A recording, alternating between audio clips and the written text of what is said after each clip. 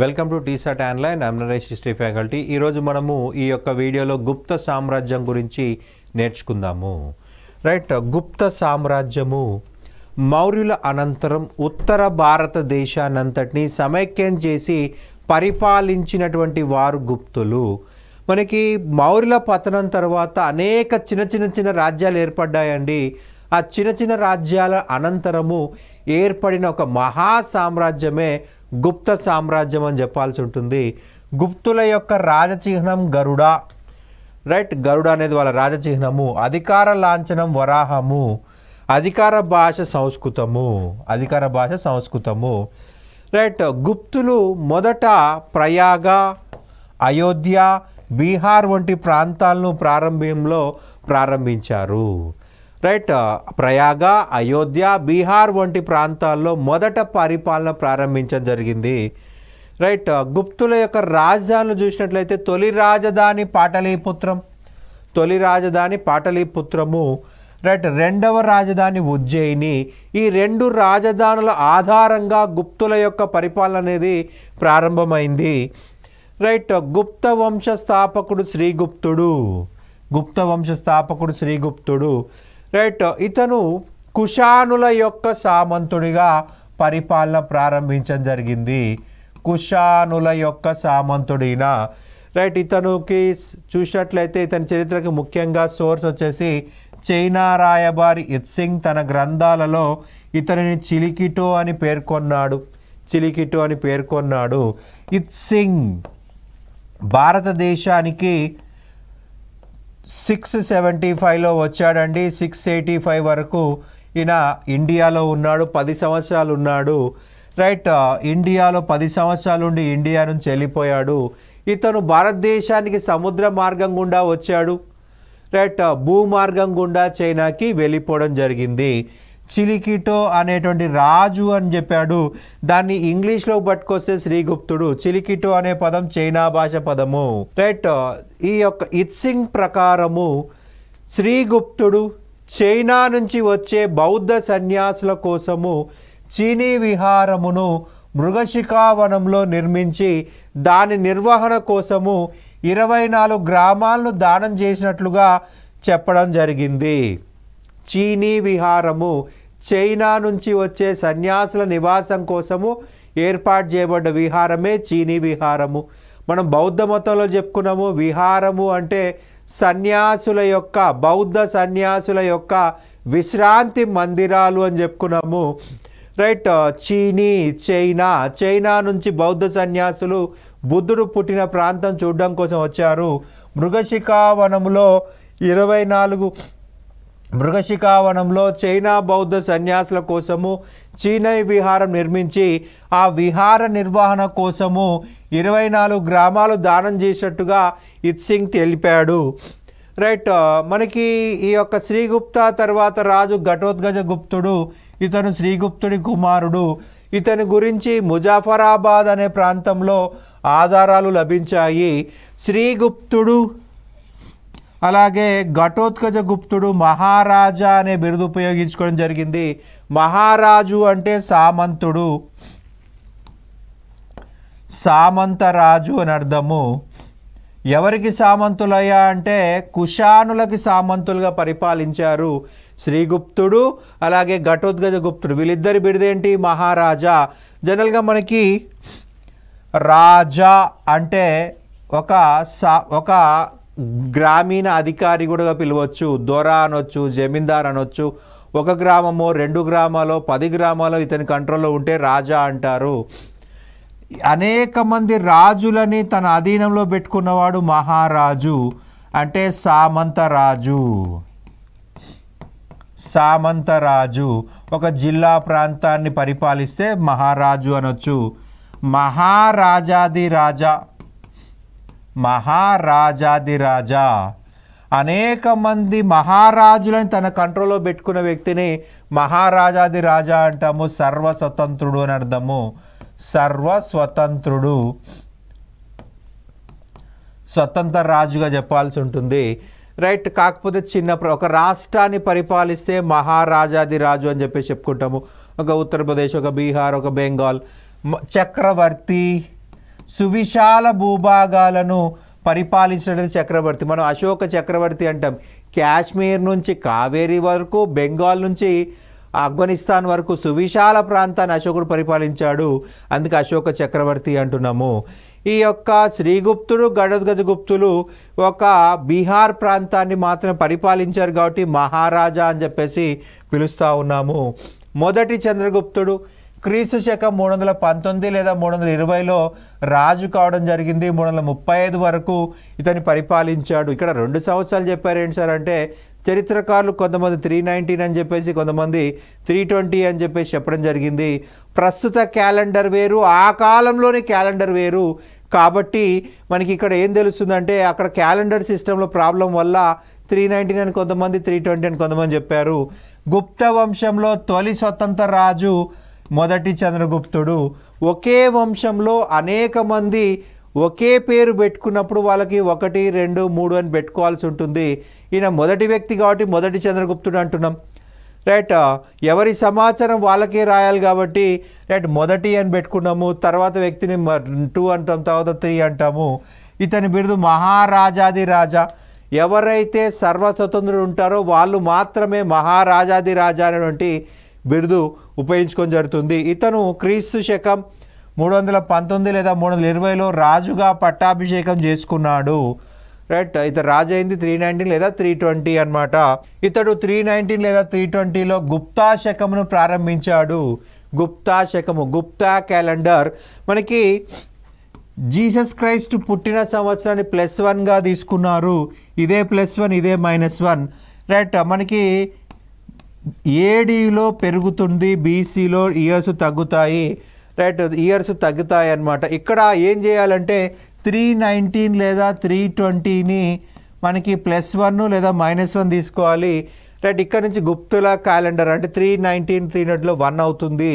Right, మనకి Jesus Christ మనకి present వాడే గ్రెగేరియన్ క్యాలెండర్ ప్రకారం +1 లేదా -1 మనకి ఈ యొక్క జీసస్ క్రైస్ట్ పుట్టిన సంవత్సరం. ఇక్కడ ఏం తీసుకోవాలి, ఈ యొక్క గుప్తా శకంది తీసుకోవాల్సి ఉంటుంది. సో ప్రజెంట్ 2024లో ఉన్నాము. సో మనము 319 సంవత్సరాలు డిలీట్ చేసినట్లయితే మనకి ఈ క్యాలెండర్ డేట్స్ అనేది సెట్ అవుతుంది అనమాట. మొదటి చంద్రగుప్తుడికి సమకాలీన రాజు వాకాటక మొదటి ప్రవరసేన. ఈ మొదటి ప్రవరసేనుడి యొక్క టైం పీరియడ్ 275 నుంచి 335. మొదటి ప్రవరసేనకు సామ్రాట్ అనే బిరుదుందండి. సామ్రాట్ అనే బిరుదు. ఈ పాయింట్ మనం ఎగ్జామ్ పాయింట్ ఆఫ్లో గుర్తుపెట్టుకోవాలి. గతంలో ఎగ్జామినర్ మనకు అడగడం జరిగిందండి. సామ్రాట్ అనే బిరుదున్నటువంటి చక్రవర్తి ఎవరు? మొదటి ప్రవరసేన. ఇతను మొదటి చంద్రగుప్తుడికి సమకాలండు, ఒకే కాలం చెందిన వ్యక్తి. రైట్, మనకి ప్రధానంగా చూసినట్లయితే మొదటి చంద్రగుప్తుడి యొక్క భార్య కుమారాదేవి. ఈమె లిచ్చవి యొక్క రాకుమార్తె. లిచ్చవి యొక్క రాకుమార్తె.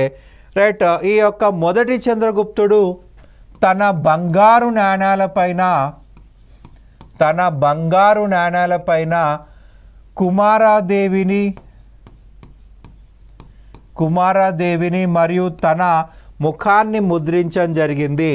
వజ్జిక కౌముది మహోత్సవం అనే గ్రంథం రాయడం జరిగింది. కౌముది మహోత్సవము. ఈ కౌముది మహోత్సవంలో మొదటి చంద్రగుప్తుడి యొక్క పట్టాభిషేకం గురించి చాలా గొప్పగా వర్ణించడం జరిగింది. కౌముది మహోత్సవంలో మొట్టమొదటిసారిగా మొదటి చంద్రగుప్తుడి యొక్క పట్టాభిషేక మహోత్సవాన్ని వివరించడం జరిగింది. రైట్, నా భూతో నా భవిష్యత్తి అంటే గతంలో ఎవరు ఇంత గొప్పగా పట్టాభిషేకం చేసుకోలేదు, భవిష్యత్తులో ఇంత గొప్పగా ఎవరు చేసుకోరు అని చెప్పేసి వజ్జిక కౌముది మహోత్సవంలో చెప్పడం జరిగింది. ఇతను బెంగాల్ నుండి పశ్చిమాన బెంగాల్ నుండి తూర్పున బెంగాల్ నుండి పశ్చిమాన అలహాబాద్ అయోధ్య వరకు పరిపాలించడం జరిగింది. రైట్, సముద్రగుప్తుడు 335లో రాజయ్యాడు. 380 వరకు పరిపాలించాడు. రైట్, గుప్త వంశంలో అతి గొప్ప చక్రవర్తి సముద్రగుప్తుడు. ఇతని యొక్క మదర్ వచ్చేసి కుమారాదేవి. ఇతని యొక్క తండ్రి వచ్చేసి మొదటి చంద్రగుప్తుడు. మొదటి చంద్రగుప్తుడు కుమారదేవి యొక్క సంతానమే సముద్రగుప్తుడు. గుప్త వంశంలో అతి గొప్ప రాజు సముద్రగుప్తుడు. రైట్, ఇతని బిరుదులు చూసినట్లయితే కవిరాజు, వ్యాఘ్ర బల పరాక్రమ, రైట్, అశ్వమేధ పరాక్రమ అనేవి ఇతని యొక్క ముఖ్యమైన బిరుదులుగా చెప్పాల్సి ఉంటుంది. రైట్, మనం ప్రధానంగా చూసినట్లయితే తన నాణాలపైన వీణ వాయిస్తున్నట్టుగా ఇవ్వడం జరిగింది. తన నాణాలపైన వీణ ముద్ర ఇచ్చిన రాజు, వీణ ముద్ర ఇచ్చిన రాజు సముద్రగుప్తుడు. ఈ పాయింట్ మనకు చాలాసార్లు ఎగ్జామ్లో రిపీటెడ్గా అడగడం జరిగింది. సో మనం ఖచ్చితంగా గుర్తుపెట్టుకోవాలి. వీణ ముద్ర ఉన్న నాణాలు ఇచ్చినటువంటి రాజు సముద్రగుప్తుడు. తన బంగారు నాణాలపైన వీణ ముద్ర ముద్రించాడు. తన బంగారు నాణాలపైన వీణ ముద్ర ముద్రించాడు సముద్రగుప్తుడు. రైట్, సముద్రగుప్తుడిని నెపోలియన్తో పోల్చిన వ్యక్తి విఎస్ స్మిత్. ఇండియాలో అనేక యుద్ధాలు చేసిన వ్యక్తి సముద్రగుప్తుడు. యూరప్లో అనేక యుద్ధాలు చేసిన వ్యక్తి నెపోలియన్. సో అందుకే ఇతన్ని ఇండియన్ నెపోలియన్ అని పిలిచాడు V S Smith, Vincent Arthur Smith. కానీ ఇది కరెక్ట్ ఎక్స్ప్లెనేషన్ కాదనమాట. ఎందుకు కరెక్ట్ కాదంటే నెపోలియన్ 2 యుద్ధాల్లో ఓడిపోయాడు. పిరమిడ్ యుద్ధంలో ఓడిపోయాడు, బ్యాటిల్ ఆఫ్ నేషన్స్లో ఓడిపోయాడు. రైట్, అలాగే మనకి వాటర్లూ యుద్ధంలో కూడా ఓడిపోవడం జరిగింది. కానీ ఇక్కడ సముద్రగుప్తుడు ఎక్కడ కూడా ఓడిపోలేదు. ఓటమి ఎరుగని వీరుడు అనమాట. ఈ కంపారిజన్ కరెక్ట్ కాదు, కానీ ఆ కాలంలో అనేక యుద్ధాలు చేశాడు కాబట్టి ఇండియన్ నెపోలియన్ అన్నాడు విఎస్ స్మిత్. విఎస్ స్మిత్ రచించిన గ్రంథం వచ్చేసి the early of history, the early of history అని చెప్పేసి గ్రంథం రాశాడు. రాయచౌదరి అనేటువంటి చరిత్రకారుడు సముద్రగుప్తుని మహాపద్మనందునితో పోల్చడం జరిగింది. రాయచౌదరి అనేటువంటి చరిత్రకారుడు రైట్ సముద్రగుప్తుని మహాపద్మనంతో పోల్చాడు. మహాపద్మనందుడు అనేవాడు మగధ వంశంలో, నందా వంశంలో అతి గొప్ప రాజు. పూర్తి భారతదేశంలోని మహాజనపదాలను ఏకం చేసిన రాజు. అతనితో కంపేర్ చేయడం జరిగింది. రైట్, సాటిలేని వీరుడని, అనేక యుద్ధాల్లో విజయం సాధించిన వాడని, మంచి పరిపాలనా దక్షుడని ఆర్సి మజుందార్ పేర్కొనడం జరిగింది. ఆర్సి మజుందార్ పేర్కొన్నాడు. ఇతడి విజయాల గురించి, దండయాత్రల గురించి తెలియజేస్తున్నది అలహాబాద్ ప్రశస్తి. మనకి ప్రశస్తి అంటే రాజుని పొగుడుతూ జారీ చేసిన శాసనమే ప్రశస్తి. పొగడ్తలు ఉండాలి, పొగడ్తలు ఉంటేనే దాన్ని ప్రశస్తి అంటాము. అలహాబాద్ ప్రశస్తి అశోకుడు జారీ చేసినటువంటి స్తంభం పైనే ఆపోజిట్ సైడ్లో సముద్రగుప్తుడు తన విజయాలను వివరిస్తూ ఈ యొక్క శాసనాన్ని జారీ చేశాడు. అందులో పొగడ్తలు ఉన్నాయి కాబట్టి ప్రశస్తి అంటున్నాము. అలహాబాద్ ప్రశస్తి యొక్క రచయిత అని మనకి ఎగ్జామ్లో అడుగుతారండి. సో మనం గుర్తుపెట్టుకోవాలి, హరిసేనుడు. హరిసేనుడు అనే వ్యక్తి అలహాబాద్ ప్రశస్తిని రాయడం జరిగింది. రైట్, ఉత్తర భారతదేశంలో 8 ఆర్యావర్త రాజ్యాలను ఓడించడం జరిగింది. దీన్నే మొదటి ఆర్యావర్త దండయాత్ర. మనకి ఆర్యావర్తము అంటే మొదట ఆర్యులు నివసించిన ప్రాంతము, అంటే ప్రస్తుత కాశ్మీర్ నుంచి నర్మదా నది వరకు. రైట్, మనకి మధ్యప్రదేశ్, పశ్చిమ మధ్యప్రదేశ్, గుజరాత్, రాజస్థాన్, పంజాబ్, హర్యానా మరియు కాశ్మీర్ ప్రాంతాలను ఆర్యావర్తం అంటారు. మొదట అక్కడ మాత్రమే ఆర్యులు ఉన్నారు, గంగా ప్రాంతంలో లేరు. రైట్, కాబట్టి ఆ ప్రాంతాన్ని ఆర్యావర్తం అంటారు. 8 మంది రాజులను ఓడించాడు. దీన్నే మొదటి ఆర్యావర్త దండయాత్ర అంటాము. దక్షిణ భారతదేశంపై దండెత్తి 12 మంది రాజులని ఓడించినట్లుగా అలహాబాద్ ప్రశస్తిలో చెప్పడం జరిగింది. రైట్, అలాగే 18 ఆటవిక రాజ్యాలను ఓడించాడు.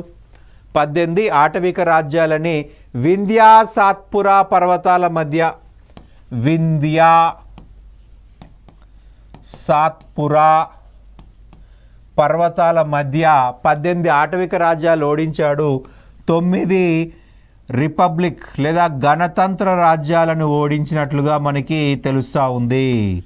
9 గణతంత్ర రాజ్యాలని ఓడించినట్టుగా ఉంది. దక్షిణ భారతదేశంలో 3 రాజులు అత్యంత బలవంతులు. రైట్, కోసల మహేంద్ర. ఈ కోసల మహేంద్ర వచ్చేసి కోసల రాజ్యము, ఒరిస్సా. రైట్, మహానది ప్రాంతం అని చెప్పాల్సి ఉంటుంది. మహానది చుట్టుపక్కల ప్రాంతమే కోసల. వేంగి హస్తివర్మ శాలంకాయన వంశము. వేంగి హస్తివర్మ శాలంకాయన వంశం. కృష్ణా గోదావరి నదుల మధ్య ప్రాంతము. దాన్నే ప్రస్తుతము పెదవేగి అంటున్నాము. పెదవేగి. రైట్. మనకి ఆ కాలంలో వేంగి చాలా పెద్ద పట్టణము. ఆంధ్ర పాటలీపుత్రం అనేవారు. ఇప్పుడు ఒక పల్లెటూరు పెదవేగి అనేది. వేంగి హస్తివర్మ అనే వ్యక్తి అత్యంత బలవంతుడు. ఇక చివరిగా చూస్తే పల్లవ విష్ణుగోపుడు. రైట్. ఇతను కంచి యొక్క రాజు, పల్లవ వంశానికి చెందినటువంటి రాజు, తమిళనాడు. ఈ ముగ్గురు మనకి 12 మందిలో అత్యంత బలవంతులు. దక్షిణ భారతదేశంలో సముద్రగుప్తుడు ఓడించిన వాళ్ళలో 12 మందిలో ఇతను, ఈ ముగ్గురు చాలా బలవంతులుగా చెప్పాలి. రైట్. గ్రహణ, మోక్ష, అనుగ్రహ అనేటువంటి విధానమును ఉపయోగించాడు సముద్రగుప్తుడు. వస్తాడు, ఆక్రమిస్తాడు, గ్రహించడం. మోక్షము, ఆ రాజుకు స్వేచ్ఛ కల్పిస్తాడు. అనుగ్రహం, అదే రాజుని మళ్ళీ రాజుగా చేస్తాడు. రైట్. పాక్షిక స్వాతంత్రము దక్షిణ భారతీయ రాజ్యాలకు ఇవ్వడం జరిగింది. పాక్షిక స్వాతంత్రము దక్షిణ భారతీయ రాజ్యాలకు ఇవ్వడం జరిగింది. రైట్. దక్షిణ భారతీయ రాజ్యాలను పూర్తిగా ఆక్రమించలేదు. దక్షిణ భారతీయ రాజ్యాలకు పాక్షిక స్వాతంత్రం ఇచ్చాడు. ఎందుకంటే ఉత్తర భారతదేశం నుంచి దక్షిణ భారతదేశం నియంత్రించడం అసాధ్యం ఆ కాలంలో. ఇప్పుడంటే మనకు విమానాలు ఉన్నాయి, ఏదైనా సమస్య వస్తే నిమిషాల్లో సైన్యం పంపించుకోవచ్చు. రైట్. ఉత్తర భారతదేశంలో జరిగినటువంటి చట్టాలు దక్షిణ భారతదేశానికి సునాయాసంగా వస్తాయి ఇప్పుడు. కానీ ఆ కాలంలో ఒక చట్టం జారీ చేస్తే ఆ చట్టము దక్షిణ భారతదేశంకి వచ్చేలోపే ఉత్తర భారతదేశంలో రాజే మారొచ్చు. ఎంత దూరం పోయినా గుర్రాలపైన పోవాలి ఆ టైంలో. సో ఎఫెక్టివ్గా కంట్రోల్ చేయడం కష్టం. కాబట్టి ఈ యొక్క రాజులు ఏం చేశారంటే, సముద్రగుప్తుడు ఏం చేశారంటే దక్షిణ భారతీయులకి పాక్షిక స్వాతంత్రం ఇచ్చాడు. అతని విధానమే గ్రహణ, మోక్ష, అనుగ్రహ. రైట్. సముద్రగుప్తుడు దక్షిణ భారతదేశంలో గ్రహణ, మోక్ష, అనుగ్రహ అనే విధానాలు అవలంబించాడు. వాకాటక రాజైన మొదటి రుద్రసేనుడు ఆర్యావర్త రాజుల్ని మళ్ళీ ఏకం చేయడం జరిగింది. సముద్రగుప్తుని ఓడించాలి, సముద్రగుప్తుని నాశనం చేయాలనే ఇంటెన్షన్తో వాకాటక మొదటి రుద్రసేనుడు ఆర్యావర్త రాజులందరినీ ఏకం చేసి యుద్ధానికి దిగడం జరిగింది. దీన్నే మనము కౌశాంబి యుద్ధం అంటాం. కౌశాంబి దగ్గర జరిగింది కాబట్టి కౌశాంబి యుద్ధం. కౌశాంబి ప్రయాగ దగ్గరలో ఉంటుంది. దీన్నే రెండవ ఆర్యావర్త దండయాత్ర అని కూడా అంటాము. ఈ రెండవ ఆర్యావర్త దండయాత్రలో సముద్రగుప్తుడు మొదటి రుద్రసేనాని ఓడించి చంపేశాడు. ఓడించి చంపివేయడం జరిగింది. ఇతడి కాలం నుండి వాకాటులకు గుప్తులకు మధ్య శత్రుత్వం ప్రారంభమైంది. మొదటి రుద్రసేనాని ఓడించి చంపేశాడు. రైట్.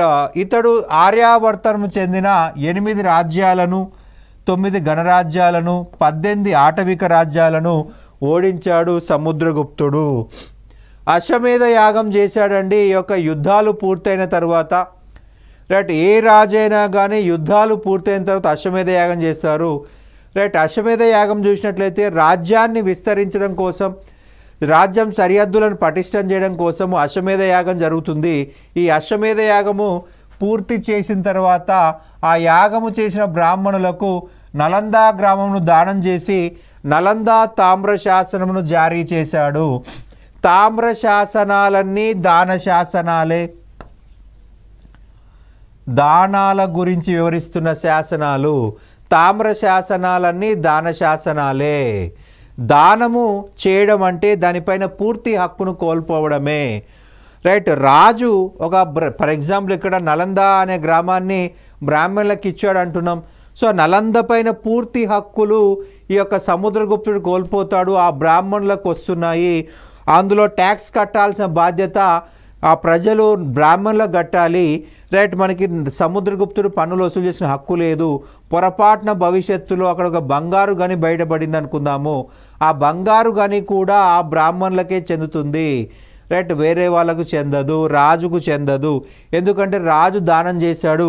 దానం చేసేటప్పుడు చాలా జాగ్రత్తగా ఆలోచించాలి. ఒకసారి ఇచ్చిన తర్వాత వెనక్కి అడగకూడదు. అది మన సంస్కృతికి అవమానము. దానం చేయకూడదు. చేసావంటే నువ్వు అది వెనక్కి అడగకూడదు. ఒకవేళ నువ్వు దానం చేసి వెనక్కి అడిగితే నీ సంస్కృతికే అవమానం అన్నమాట. ఒక ప్రాంతంను దానం చేయడం వల్ల ఆ ప్రాంతం పైన రాజు పూర్తి అధికారాలు కోల్పోతాడు, దానం పొందిన వ్యక్తికి పూర్తి అధికారాలు లభిస్తాయి.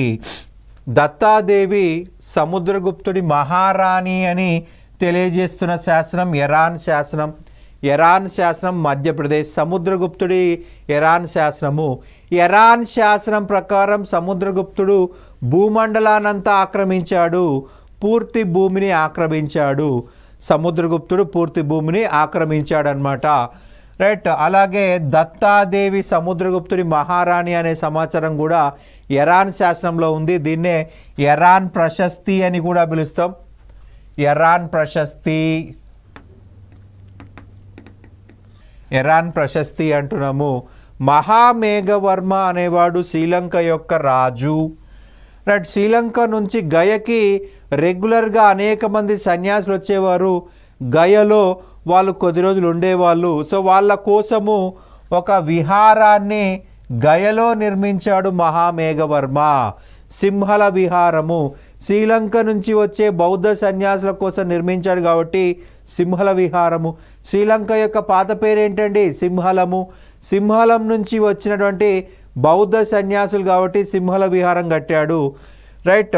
ఈ విహారానికి సముద్రగుప్తుడు విహార నిర్వహణ కోసము గయ గ్రామంను దానం చేసినట్లు గయా తామ్ర శాసనం వివరిస్తుంది. మహామేఘవర్మ సముద్రగుప్తుడికి స్నేహితుడు. తన స్నేహితుడి కోరిక మేరకు సముద్రగుప్తుడు సింహల విహారము నిర్వహణ కోసము గయ గ్రామాన్ని దానం చేసినట్టుగా గయా తామ్ర శాసనం తెలియజేస్తూ ఉంది.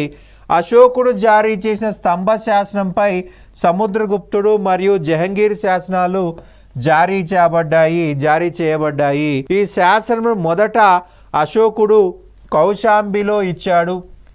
మొదట ఎక్కడ ఇచ్చాడయ్యా అంటే కౌశాంబిలో. ప్రస్తుతం ఎక్కడ ఉందంటే అలహాబాద్లో ఉంది.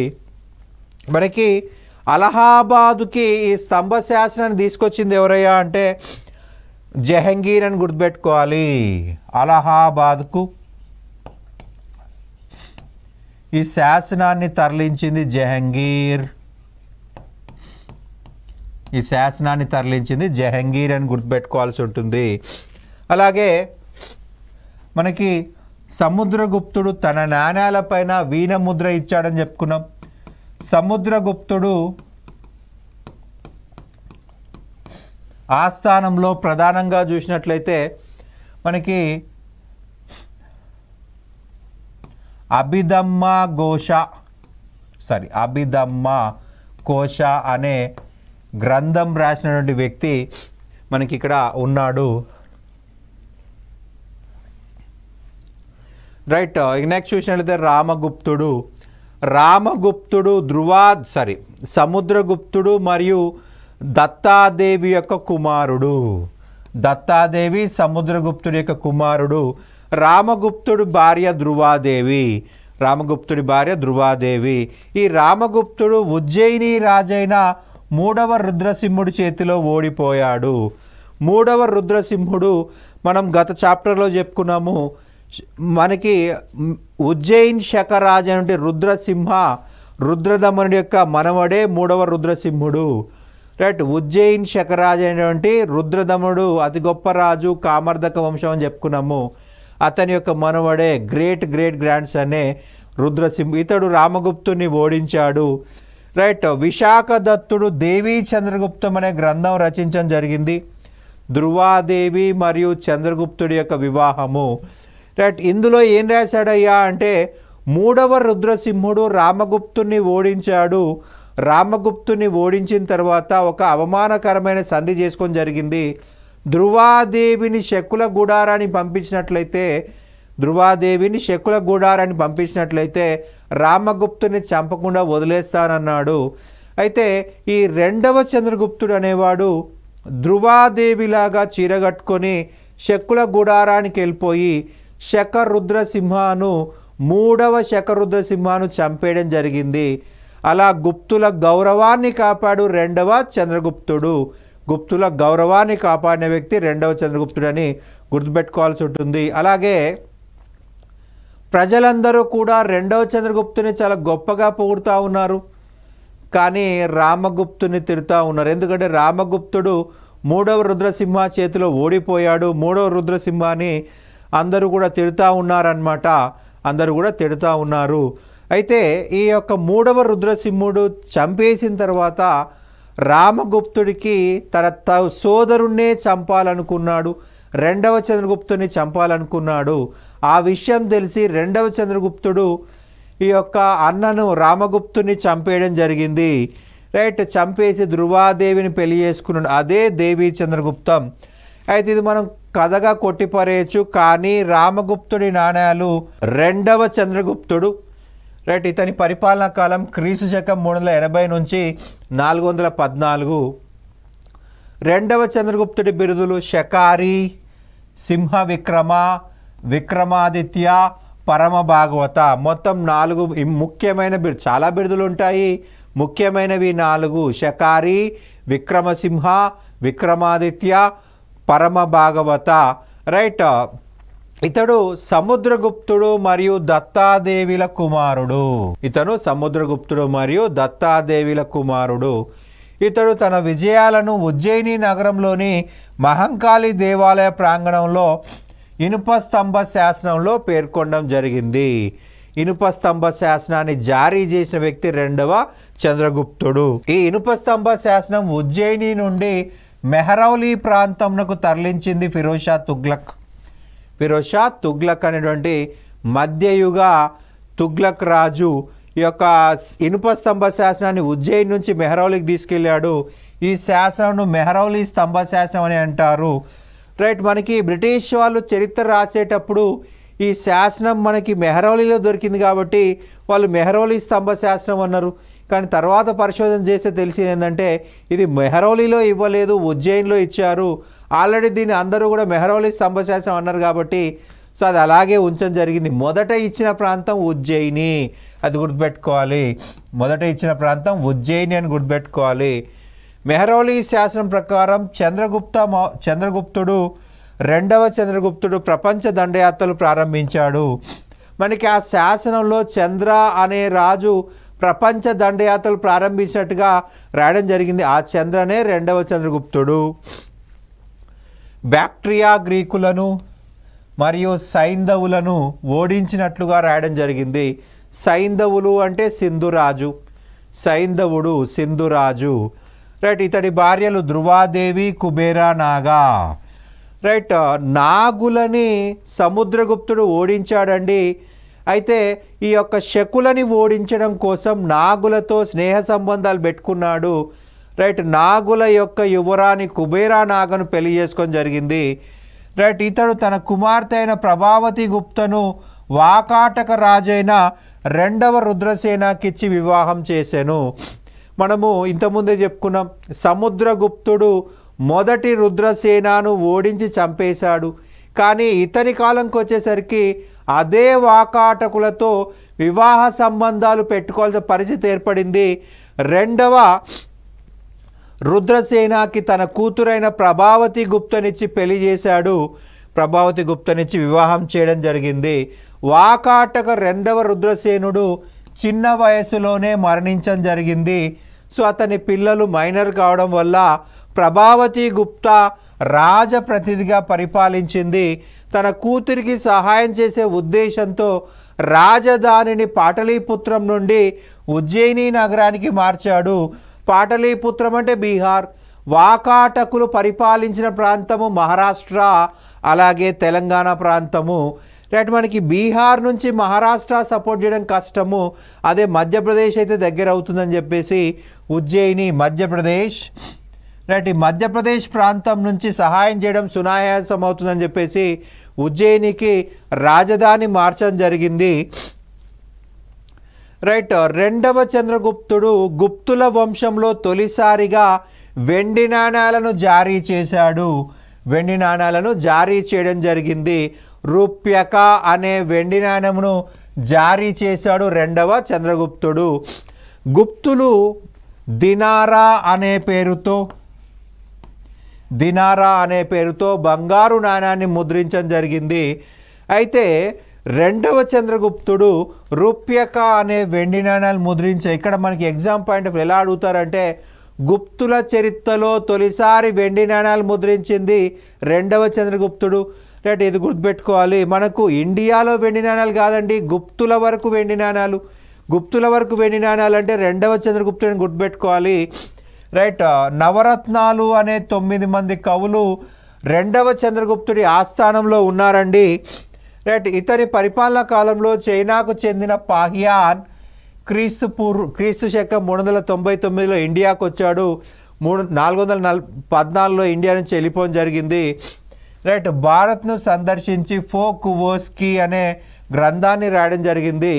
దాన్నే మనము ఇంగ్లీష్లో పట్టుకొచ్చినట్లయితే ఫోకువోస్కీ అనేది చైనా గ్రంథము. బౌద్ధ రాజ్యాల చరిత్ర అనేటువంటి గ్రంథము రచించాడు. ఈ గ్రంథంలో గుప్తుల సామాజిక పరిస్థితుల గురించి వివరించడం జరిగింది. సమాజంలో ఎటువంటి పరిస్థితులు ఉన్నాయి, రైట్, కుల వ్యవస్థ ఎలా ఉంది, రైట్, అలాగే అంటరానితనం ఎలా ఉంది అనే విషయాన్ని చెప్పడం జరిగింది. అంటరాని వారు చండాల. ఈ చండాల అనేవారు లేదా అంటరాని వారు రాజ్యం బయట, గ్రామం బయట నివసించారని చెప్పడం జరిగింది. అలాగే కౌరీలు, ఈ కౌరీలు అనేటువంటి నాణాలు అత్యధికంగా చెలామణిలో ఉన్న నాణాలు. అత్యధికంగా చెలామణిలో ఉన్న నాణాలు అంటే మనకు ప్రధానంగా చూసినట్లయితే అత్యధికంగా చెలామణి ఏది ఉంటుంది? అతి తక్కువ విలువ కలిగినవే అత్యధికంగా చెలామణిలో ఉంటాయి. సింపుల్గా మనం అర్థం చేసుకోవాలంటే 2000 రూపీస్ నోట్ ఉంది, 1 రూపీ కాయిన్ ఉంది. ఏది ఎక్కువ చెలామణిలో ఉంటుంది? 1 రూపీ. ఎందుకంటే 1 రూపీ అందరికీ అవసరం ఉంటుంది. 2000 రూపీస్ ఓన్లీ డబ్బున్న వాళ్ళకి మాత్రం అవసరం పడుతుంది. రైట్, కౌరీలు అతి తక్కువ చెలామణిలో ఉన్నటువంటి నాణాలు. అతి తక్కువ చెలామణిలో ఉన్న నాణాలు కౌరీలు. రైట్, ఇవి గవ్వలతో తయారు చేయబడినవి.